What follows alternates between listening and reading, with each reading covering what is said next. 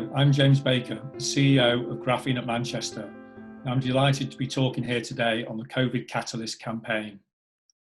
Graphene first discovered in the University of Manchester in 2004 by two scientists using sticky tape and graphite. If you peel that many times, you can isolate a single atomic layer of carbon, graphene.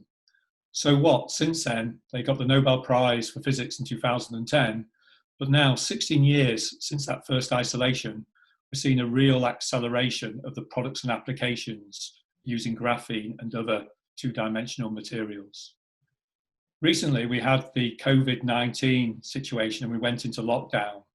And there was real concern that during the lockdown, clearly we weren't able to continue the progression of applications and products because our labs were shut down.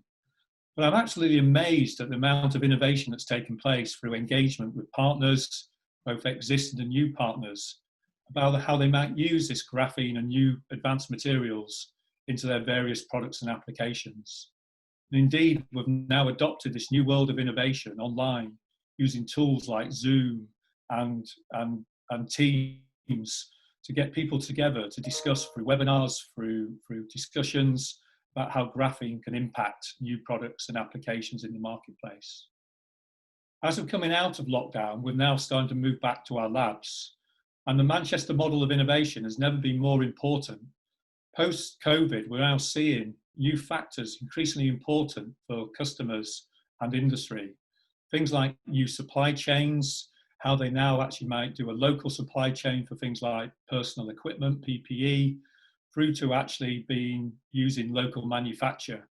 Sustainability is also a key driver going forward, with a target in the UK to be carbon neutral by 2050 and in Manchester by 2038. Sustainability and environmental impact is increasingly a consideration for industry when they're looking for innovation around products and new materials. So the Manchester model of innovation, this whole design, make and validate, what we often refer to as make or break, or the acceleration from the discovery through to products and applications, is core to what we do here in Manchester and around advanced materials, graphene and 2D materials in particular. If I just talk about one particular case study, I look at aerospace.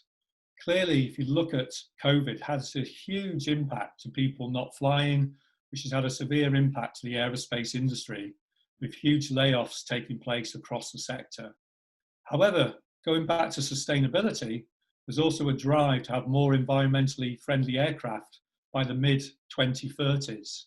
To do that, we'll probably need a drive away from conventional engines into maybe hydrogen or electric hybrid aircraft, but they also need to be lighter weight so they can have longer range with less fuel and less emissions and less noise going forward. So graphene and 2D materials can play a key role in supporting that ambition of greener aircraft by the mid-2030s. But to do that, we have to operate very differently than we have traditionally. Traditionally, it can take many years from discovery through to prototype, through to production, through to mass production. And we now have to do that very differently. And I see post-COVID a real opportunity to adopt advanced materials by working closely with the supply chain of aerospace, but also doing things in a much more aggressive way in terms of make or break, adding graphene into a composite as an example to see how we optimize that mix. If it fails, fail fast, or learn, move on, and rapidly innovate going forward. So overall, I'm seeing some real challenges post-COVID, but actually I can see some real opportunities, aerospace being one example, but also we're working with partners who traditionally, we would have probably taken 3 or 4 months to talk to them, arrange a meeting face-to-face to come and visit.